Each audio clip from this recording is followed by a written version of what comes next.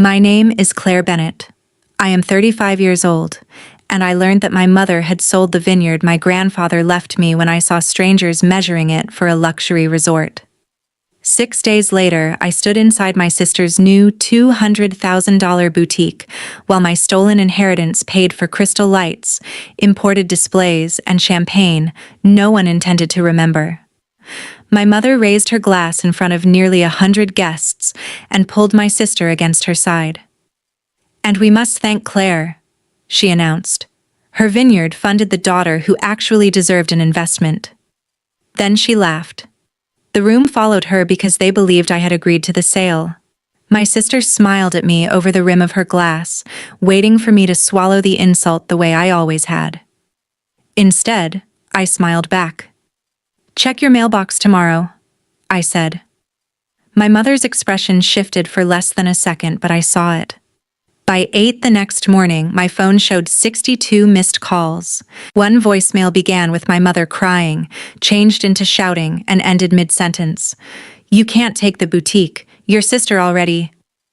I listened to it once, placed the phone face down, and opened the final document my attorney had sent me. My mother thought the letter was a threat. It was actually a map of everything she was about to lose. She had forged my signature, rewritten my grandfather's wishes, and used my silence as permission. What she did not know was that while she was arranging champagne for the grand opening, I had been arranging for every dollar to lead a court directly back to her. Before I tell you what was inside that letter, and why one sentence made my mother call 62 times, tell me what time it is where you are and where you are watching from. I want to see how far Claire's story travels. 4 years earlier, my grandfather Arthur had left me Ember Ridge Vineyard, 17 acres outside Healdsburg, California, with the production barn, water rights, and every debt attached to the operation. My mother, Evelyn, called it unfair. My younger sister, Madison, called it wasted potential in my hands. Neither mentioned that I had spent 12 summers working beside Grandpa while Madison appeared only for photographs among the vines. He taught me to press a grape gently, examine the seed, and taste the skin before trusting a sugar reading. "Numbers tell you when fruit is ready," he said. "Care tells you whether the land will survive you." Those words shaped my career as an agricultural redevelopment consultant, helping small vineyards reduce water use and rebuild depleted soil. I reinvested nearly all of Ember Ridge's early profits into irrigation, erosion control, and regenerative certification. My mother saw only its market value. Madison saw money I was selfish for leaving in the ground. The boutique started as another one of Madison's sudden reinventions. She had left 3 jobs in 2 years, but she announced that luxury retail was her true calling and produced a mood board instead of a business plan. She wanted a prime storefront, Italian fixtures, designer inventory, a launch agency, and $200,000 from the family. My mother asked me to invest during dinner, although the number had already been decided before I arrived. I offered to review the projections, help negotiate the lease, and contribute $20,000 after Madison completed a budget and secured independent financing. Madison pushed her chair back and said I was humiliating her. My mother told me Grandpa Arthur had given me enough, and that one sister should not be allowed to hold all the family's security. I said the vineyard was not family cash. It was legally mine, operationally fragile, and already supporting 6 employees. The discussion ended with my mother saying, "One day you will learn that land matters less than people." 3 months later, invitations arrived for the grand opening of Vale and Violet, a boutique whose existence apparently no longer required my cooperation. The first warning came 12 days before the opening. At 5:17 on Monday morning, my bank reported 2 failed attempts to access the Ember Ridge operating account from my mother's area. I changed every password and told myself she might have used an old shared login by mistake. At noon, I called Rafael Ortiz, the vineyard manager Grandpa had trained. Rafael said a woman from the new ownership team had requested water records and production estimates. When I told him no such team existed, he admitted my mother had visited with documents bearing my signature. She claimed I had authorized a confidential sale and wanted no calls before the transition. Raphael refused to surrender the equipment keys, but assumed there might be a family arrangement I had not announced. My mother had used my reputation for privacy to make good people doubt their instincts. I drove to Ember Ridge that afternoon. Grandpa's wooden sign was gone. A temporary board read, "Future Home of Bellwether Vineyard Retreat," and survey flags crossed the old Zinfandel block. Bellwether's development director congratulated me on the sale. I told him no sale had been authorized, and his confidence disappeared. His closing file showed a recorded grant deed transferring Ember Ridge for $1.18 million, far below its recent valuation. My name appeared at the bottom, but my middle initial was wrong. The notary acknowledgement placed me in Santa Rosa on a day when I had been presenting a water conservation proposal in Portland. I did not cry in front of him. I photographed every page, asked him to stop all non-essential work, and returned to my car. Only after the door closed did my hands begin to shake. I remembered standing with Grandpa at sunrise during my first harvest, watching him cut open a grape and tell me that ownership was not the right to consume something. It was the duty to leave it alive. Now my own mother had converted that duty into lighting fixtures and silk dresses. I pulled up her number. My thumb hovered over the call button because some part of me still wanted her to provide an explanation that would let me remain her daughter. Then a new bank alert appeared. Someone had tried to reset the Vineyard account again. I locked the phone, started the car, and chose evidence over an explanation. The county recorder confirmed the deed had been filed 11 days earlier. The escrow file authorized my mother to communicate for me and included an expired driver's license I had stored in a locked cabinet. She still had the emergency key I had given her after a plumbing leak. I had handed her access because she was my mother, and she treated trust like a tool left unattended. The proceeds moved into a new account controlled by Evelyn Bennett. $200,000 went to Vale and Violet LLC, while another $119,000 paid debts and launch fees. More than $600,000 remained, but transfers were pending. If I confronted her, she could scatter it before I secured an order. I called Naomi Price, an attorney I knew through agricultural land projects, and gave her the deed, my Portland records, the alerts, and the survey photographs. She promised no easy victory. Bellwether had paid real money and believed it had purchased the property legally.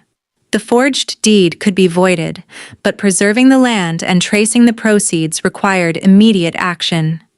She told me to document the case as an owner whose asset was being dismantled. I stared at the copied signature until the ink blurred. Protecting the land might cost me the last illusion I had about my family. Naomi filed a civil complaint and requested an emergency order preventing changes to the vineyard or movement of the proceeds. I reconstructed the signing day from calendars, card charges, hotel receipts, and a recording of my Portland presentation. The forgery copied the careful name on my old passport, not the shortened signature used on years of business documents. I contacted the notary whose seal appeared on the deed. The seal had expired 18 months earlier, and she had reported it lost after moving offices. Her affidavit turned suspicion into a traceable act. Raphael forwarded the message my mother had shown him. It came from an address resembling mine, but one letter in the domain was different. It ordered him to cooperate, remain silent, and tell the crew I was restructuring. The address had been registered days before my mother's visit, so Naomi added its records to our evidence request. She warned that the case made a criminal investigation likely. I wanted the vineyard returned and the buyer compensated, but I did not want my mother imprisoned. My wishes could influence the outcome, Naomi said, not control it. A forged deed was no longer a private family dispute. The hardest evidence came from escrow. My mother had rushed closing by claiming I was undergoing medical treatment and could not appear by video. She asked staff not to contact me because stress could threaten my recovery. An attached email included Madison's wire instructions. Madison wrote, "Send our portion first. The opening date cannot move." My mother replied, "Claire will be angry, but by the time she understands, the store will be operating." Madison answered with a heart emoji and, "You always find a way." Until then, I had allowed for the possibility that Madison believed I agreed. That message closed the door. She might not have forged the deed, but she knew the plan depended on acting before I understood it. Alone in my car, I almost called my mother. I imagined her saying she had panicked and intended to repay me. The explanation sounded insulting before she gave it. I put the phone away. The judge scheduled the emergency hearing for 7:30 on the morning after the grand opening. Naomi wanted me to skip the event, but attending served two purposes. My mother had told relatives and business partners that I was a willing investor. If I disappeared, she would claim I had changed my mind out of jealousy. If I attended without affirming her story, observed what was said, and let the legal process begin after the celebration, the focus would remain on the fraud. More importantly, the remaining money would stay where we could preserve it, because my mother still believed I knew nothing. I wrote a single letter to be delivered with the filed notices after the hearing. It contained no insults and no plea for love. It said that the vineyard was never hers to sell, that my signature was never hers to borrow, and that being my mother did not place her above the law. The final line read, "You taught me that silence meant permission. Tomorrow, you will learn the difference." Vale and Violet opened on Thursday evening beneath white roses and gold fabric. The storefront matched Madison's mood board: stone counters, brass rails, imported mirrors, and a styling room behind velvet curtains. A photographer moved through the guests, while a lifestyle reporter recorded interviews. Every polished surface reflected some part of Ember Ridge. The tasting bar represented irrigation repairs. The chandelier equaled 3 workers' health insurance contributions. The inventory existed because my grandfather's vines had been converted into a forged signature. I wore a plain navy dress and entered alone. My mother crossed the room immediately, kissed my cheek, and whispered that she was relieved I had decided to be mature. Madison joined us wearing a white designer suit from her opening collection. For a moment, both women studied me for signs that I knew. I congratulated Madison on the turnout and said nothing about the vineyard. Their shoulders relaxed. My mother handed me a glass of champagne bought with my money. I held it without drinking. Guests thanked me for supporting my sister. A Merchants Association member said my investment proved successful. Women lift other women. Each compliment tightened something in my chest. They had turned me into a witness for a lie, then framed any objection as betrayal. I wanted to say that generosity required consent. Instead, I saved the program and sent Naomi photographs identifying assets bought with traceable proceeds. At 6:45, while a string quartet played near the fitting rooms, a court clerk accepted Naomi's final filing. At 6:52, a bonded courier collected the sealed package containing my letter and the notices prepared for delivery after the morning hearing. At 7, Madison tapped a spoon against her glass and climbed onto a small platform. The room quieted. She thanked the designers, the launch team, and my mother, calling her the only person who had believed in the dream from the beginning. My mother joined her and placed one arm around her waist. Then Evelyn looked directly at me. "There is one more person we should thank," she said. "Claire has always preferred dirt and spreadsheets, but even she finally understood which daughter was worth investing in." A few guests laughed uncertainly. My mother lifted her glass higher. "Her vineyard made this possible. Thanks for investing in the daughter who deserves it." Applause broke around me. The lifestyle reporter turned her camera in my direction. People looked at me as if I were a generous sister being honored, not an owner being mocked with the proceeds of her stolen land. The humiliation was precise. My mother was not merely hiding the fraud. She was making me endorse the hierarchy that had justified it. I felt the old instinct rise in me, the instinct to keep the peace, protect her image, and explain my own pain later in a room where no one had to witness it. Then I remembered Madison's email. "You always find a way." I set the untouched champagne on a tray and approached the platform. My mother smiled, expecting a speech. I stopped close enough for the microphone to catch every word. "Check your mailbox tomorrow," I said. The applause weakened into silence. My mother's eyes sharpened. Madison's smile remained fixed, but one hand closed around the edge of the podium. I did not explain. I thanked the staff member nearest me, collected my coat, and walked out while the photographer continued shooting. Behind me, my mother laughed too loudly and told the guests I was being dramatic about a family surprise. In the parking lot, Naomi confirmed that the judge would hear our emergency request at 7:30. Bellwether had voluntarily paused construction after learning the deed was disputed. Everything now depended on documents surviving scrutiny, not on my mother confessing. I drove home and slept for 4 hours. While my mother and Madison stayed late posing beside the boutique logo, the courier's package moved through a distribution center across town. Inside it, my letter rested above copies of the forged deed, the notary's affidavit, the asset tracing schedule, and notice of the emergency hearing. My mother had spent the evening celebrating an opening. She did not know the same photographs being posted online were documenting the location of property a court could order preserved. At 7:25 the next morning, I sat beside Naomi in a quiet courtroom. Bellwether's attorney appeared remotely and stated that the company would suspend all work while title was investigated. The judge reviewed the incorrect middle initial, my Portland records, the expired notary seal, the false email address, and the transfer of sale proceeds into accounts controlled by my mother and Madison's company. At 8:12, she issued a temporary restraining order. The order barred further changes to Ember Ridge, froze the traceable balance from the sale, prohibited Vale and Violet from selling or moving high-value inventory outside ordinary monitored operations, and recorded notice that the Vineyard title was under litigation. It did not decide the entire case. It prevented my mother from making recovery impossible before the case could be heard. At 8:20, the courier delivered the package to my mother's house and obtained her signature. 3 minutes later, she called. I watched the phone vibrate until the screen went dark. Madison called next. Then my mother again. By 9 o'clock, there were 21 missed calls. By 10:30, there were 62.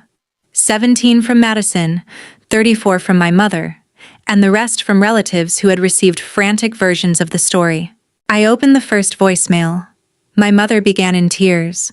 She said the deed had been a misunderstanding and insisted she had always planned to repay me. Then her breathing steadied and her tone changed. She accused me of humiliating Madison, sabotaging a young business, and waiting until after the opening to make the damage crueler. In the final seconds, panic overpowered performance. "You can't take the boutique. Madison already signed supplier guarantees, and if the bank freezes that money, she loses everything.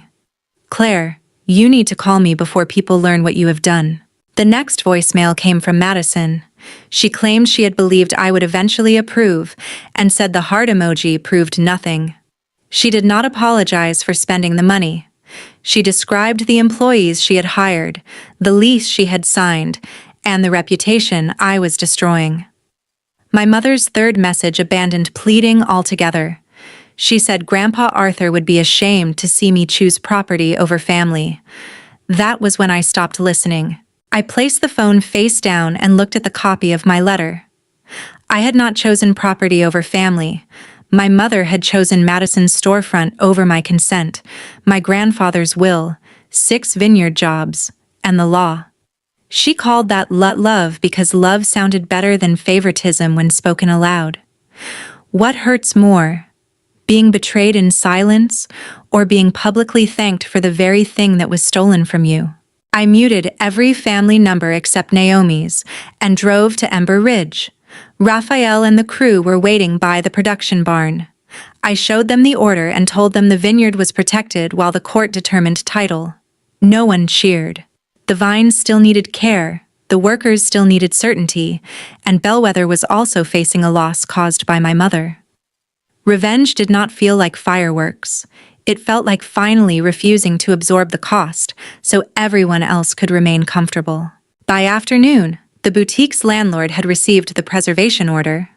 The title insurer had opened a fraud investigation, and the local reporter had replaced her cheerful opening article with a short statement that Vale and Violet's financing was under legal dispute. The grand opening photographs remained online. In one, my mother was frozen mid-laugh with her glass raised toward me. It became the image every guest remembered when the truth began to spread. My mother demanded a family meeting. I agreed only after Naomi arranged and recorded it at her firm. Evelyn arrived dressed as if appearance could restore authority. Madison came with her boyfriend, Devin. My mother placed my letter on the table and said paperwork had been handled badly. Naomi set the deed beside the notary affidavit. Bad paperwork had not created a false email, stolen my identification, fabricated an illness, forged a seal, and transferred more than $1 million. My mother said Grandpa Arthur had wounded the family by leaving the vineyard to one granddaughter. In her version, she corrected an injustice and invested where money could create a future. I reminded her Ember Ridge already had employees, contracts, and a conservation plan. She valued Madison's dream because it came wrapped in gold lettering. Evelyn said I could always earn more, while Madison needed a beginning. My competence had never earned respect. It had made me easier to rob. Madison denied knowing about the forgery. I slid her escrow email across the table, then added a message from her loan application. She had described the transfer as proceeds from a family vineyard sale being finalized without the owner's direct involvement, and certified it as accurate. Devin read the page and stepped away from her. I gave my conditions.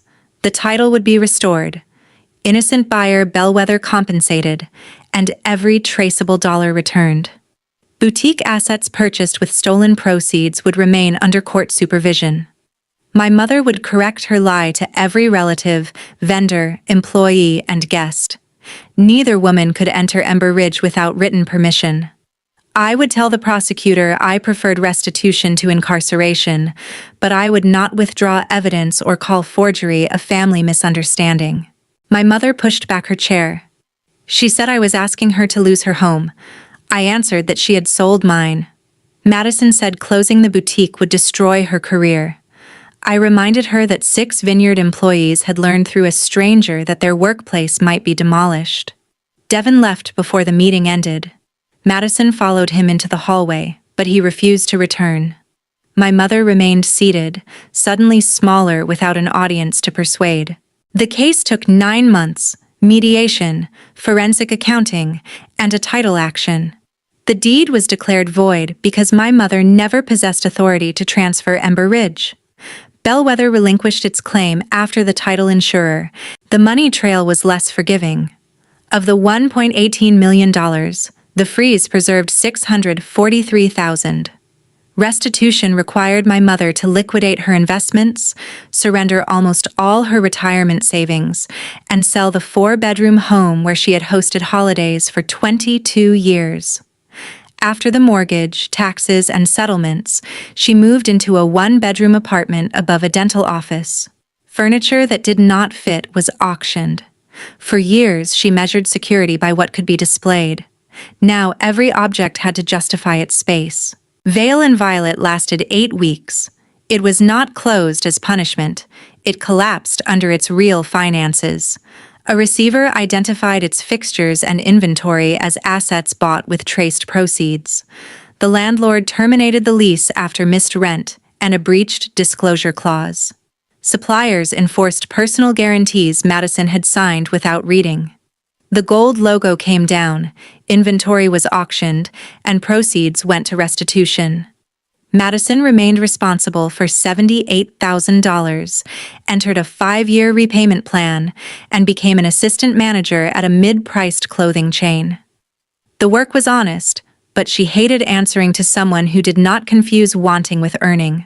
Devin ended their relationship after Madison expected him to refinance his condominium to rescue the store. She blamed me. He said the court documents revealed a version of her he could no longer ignore. I did not answer. The district attorney would not dismiss a publicly recorded forged deed. My mother avoided jail because she had no prior record, made restitution, and eventually cooperated. She received 3 years of supervised probation, 600 community service hours, financial crime counseling, and a ban on acting as a fiduciary. Madison entered diversion for her false financing statement, completed service and ethics classes, and remained liable for the debt. Avoiding prison did not mean avoiding consequence. The public correction hurt more than the apartment. My mother emailed guests, merchants, Vineyard staff, and relatives, admitting I had never consented and that she used a forged deed. The Merchants Association removed her from its committee, and friends stopped inviting her to events. The photograph of her laughing circulated beside the correction. She wanted a public triumph and received a permanent record of the moment before her lie collapsed. During the final mediation, my mother asked for 5 private minutes with me. Naomi remained outside the glass door. Evelyn said she had spent my childhood assuming that the daughter who asked for less felt less. She admitted that Madison's demands made her feel necessary, while my independence made her feel irrelevant. Instead of facing that insecurity, she punished me for surviving without her. It was the first truthful thing she had said. I told her understanding the motive did not erase the choice. She had crossed the distance between favoritism and fraud one deliberate step at a time. Taking my key, copying my identification, creating the email, forging the deed, lying to escrow, and raising a glass. She began to cry. I did not comfort her. Some tears belonged to the person who caused the damage. I signed the settlement after confirming that the Vineyard, the crew, and Bellwether's losses were protected. I declined additional punitive damages that would have followed my mother for life, but I did not return $1 of restitution or rescue Madison from her guarantees. Mercy, I had learned, was not the restoration of someone else's comfort at my expense. It was allowing consequences to stop where accountability ended. The first harvest after Ember Ridge returned to me began 11 months after the grand opening. We had lost a season of planning, several contracts, and part of the certification schedule, but we had not lost the vines. I promoted Raphael to operations director, restored the crew's interrupted benefits, and revised the redevelopment plan so the vineyard could remain profitable without selling its identity to a resort company. I also created an apprenticeship fund in Grandpa Arthur's name for young agricultural workers, learning soil restoration and water management. My inheritance stopped being something I merely defended. It became something I chose to extend. I changed the systems that had allowed family access to become business authority. My mother's emergency key was destroyed. Every account required 2-step approval, and Naomi helped place the acreage under a conservation structure that prevented a rushed transfer without independent review. None of those safeguards felt romantic, but they were another form of care. Grandpa had trusted my judgment. Honoring him meant building protection stronger than trust alone. I kept the forged deed in a locked file, not as a trophy, but as proof that love without boundaries could be rewritten into permission by anyone determined enough. For the harvest dinner, I invited the crew, Naomi, close friends, neighboring growers, and the Bellwether representative who had halted construction when I presented the first evidence. I did not invite my mother or Madison. That absence was not a dramatic announcement. It was a boundary. Family had spent years treating my presence as guaranteed and my possessions as negotiable. I no longer offered either without trust. At sunset, my mother sent a message asking to visit and saying she wanted to stand where Grandpa Arthur once stood. Months earlier, that request would have filled me with guilt. This time, I read it without confusing guilt with obligation. I replied, The vineyard has no room for people who do not know how to value it. Then I placed the phone in my pocket and returned to the table. I did not feel victorious when the message showed as read. I felt clear. For most of my life, my mother had relied on the delay between hurting me and my willingness to name it. That delay was gone. She could regret the apartment, the probation, or the public apology, but access to me would never again be part of a settlement she believed she could negotiate. Madison never reopened Vale and Violet. For a while, she posted vague messages about betrayal and jealous relatives. They received less sympathy each time someone attached the public correction. Eventually, the posts stopped. 2 years into her repayment plan, she sent me a short apology that contained no request for money. She admitted she had known enough to stop the sale and chose not to because the boutique mattered more to her than the way it was funded. I acknowledged the message but did not promise reconciliation. An apology can begin repair. It cannot assign the injured person a deadline. My relationship with my mother became limited and formal. We spoke through brief messages about genuine emergencies.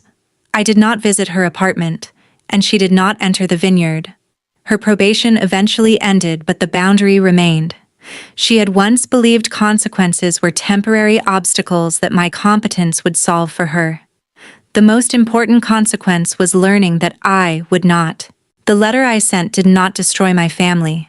It exposed the version of family that required one woman to surrender her rights so another could keep dreaming.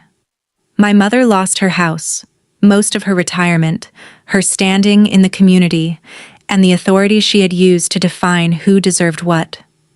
Madison lost the boutique, her relationship, and the fantasy that enthusiasm could replace responsibility. I regained Ember Ridge, but I also regained something less visible: the right to tell my own story without asking the people who betrayed me to approve the language. Grandpa Arthur once taught me that care, not possession, determines whether land survives its owner. I think the same is true of self-respect. It survives only when we protect it before other people decide it is available for trade. If you had to choose between keeping peace in your family and protecting what was rightfully yours, would you stay silent until the evidence was complete, or confront them the moment you discovered the betrayal? We hope the story gave you something valuable to remember. This video is completely fictional and made only for dramatic storytelling and educational purposes. We hope it reminds you that your future does not need to be built around the people who failed to honor your past. You're allowed to begin again without carrying everyone who disappointed you into the next chapter.